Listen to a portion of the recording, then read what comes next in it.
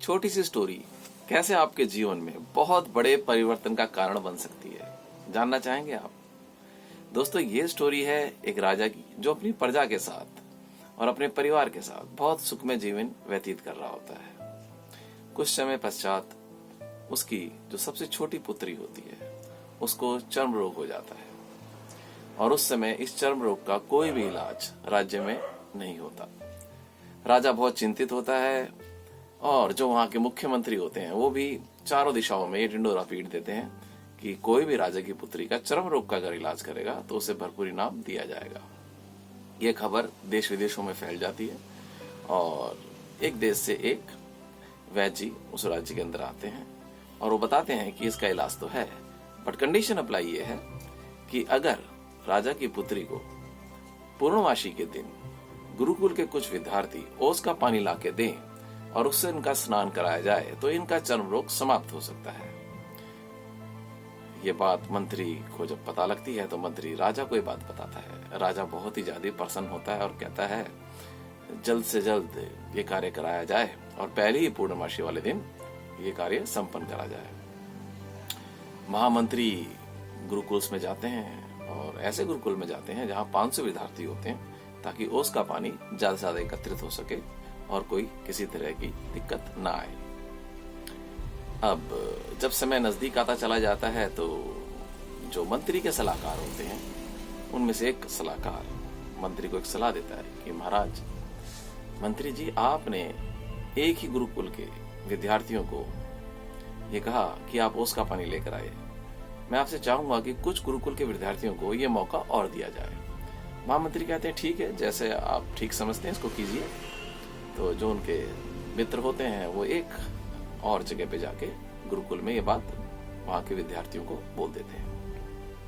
अब मजे की बात देखो दोस्तों, ये होती है एक तरफ 500 विद्यार्थी और एक तरफ जिस दूसरे गुरुकुल में जो मंत्री के दोस्त होते हैं वो जाके बताते हैं, वहां सिर्फ 2 विद्यार्थी होते हैं। तो अब जिस दिन उसका पानी एकत्रित करना होता है तो 500 विद्यार्थी देखते हैं कि दूसरे गुरुकुल के 2 विद्यार्थी आए होते हैं और हम 500 हैं। तो 500 विद्यार्थी की हमें इस काम को जल्दी करना है ताकि राजा से अच्छा इनाम हमें मिलेगा और हमारा जीवन काफी अच्छे से व्यतीत होगा। जैसे ही उनको ये बोला जाता है कि ये आपको सामान दिया जाता है, एक टॉवल और एक बाल्टी, तो 500 के 500 विद्यार्थी फटाफट उस काम में लग जाते हैं और वो क्या करते हैं, उन्हें देखते हैं ठंड काफी है तो उस टॉवल को अपने सर पे बांध लेते हैं और बाल्टी को लेके जो घास में से ओस के पानी को ऐसे एकत्रित करते हैं और बाल्टी में डालने की कोशिश करते हैं। वो देखते हैं काम तो हो ही नहीं रहा, लेकिन वो लगे रहते हैं कि हम 500 हम तो कर लेंगे। ये 2 विद्यार्थी बैठ के बहुत आराम से उनको देख रहे होते हैं और देखते हैं अगर इस तरीके से काम किया गया तो ये काम कभी भी संभव नहीं होगा। वो ये दृश्य को देख के अपनी वाली जगह पे जाते हैं जहां से उनको ओस का पानी एकत्रित करना होता है। वो थोड़ा सा मंथन करते हैं और मंथन करने के बाद वो लोग अपनी सामग्री को देखते हैं, एक बाल्टी और एक टॉवल।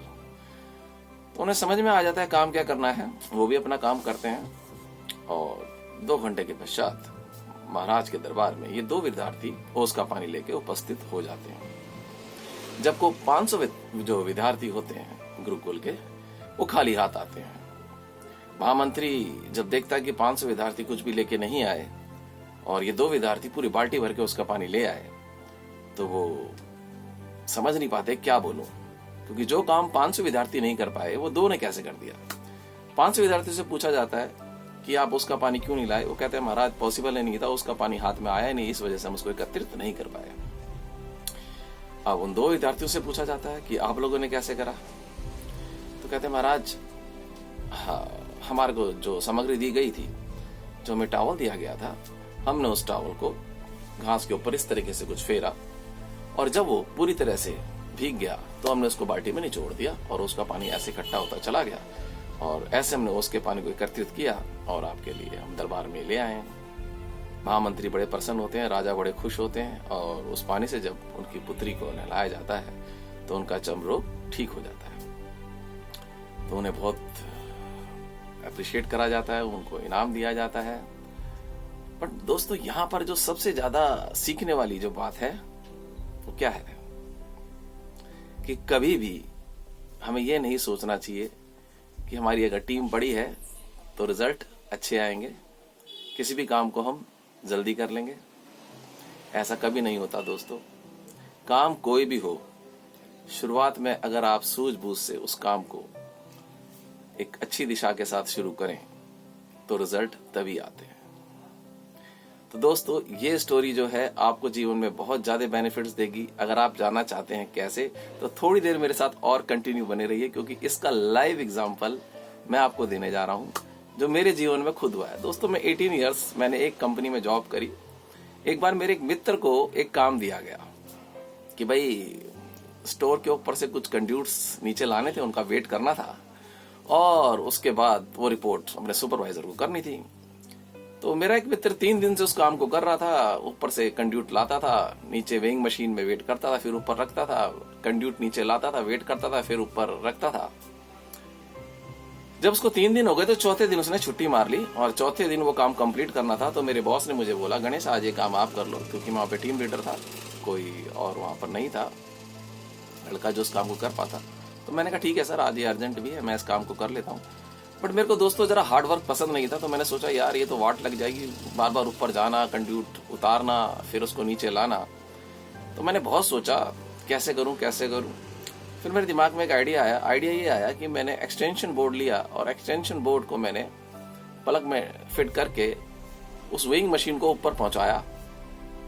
अब वहां पर क्या हुआ, वेइंग मशीन जब ऊपर पहुंच गई तो मैंने कंड्यूट ऊपर से निकाले और वहीं वेइंग मशीन में रखे, वहीं वेट करा और वहीं वापस रखना शुरू कर दिया। तो जो सीढ़ियों से नीचे ऊपर जाने का जो काम था वो सारा बच गया और सबसे ज्यादा टाइम स्पेंड वहीं होना था और सबसे ज्यादा एनर्जी भी वहीं लगनी थी। तो वो काम बहुत इजी हो गया, क्योंकि वहीं पे उतारा, वहीं पर वेट किया, वहीं रख दिया। इस तरीके से वो काम बहुत जल्दी हो गया।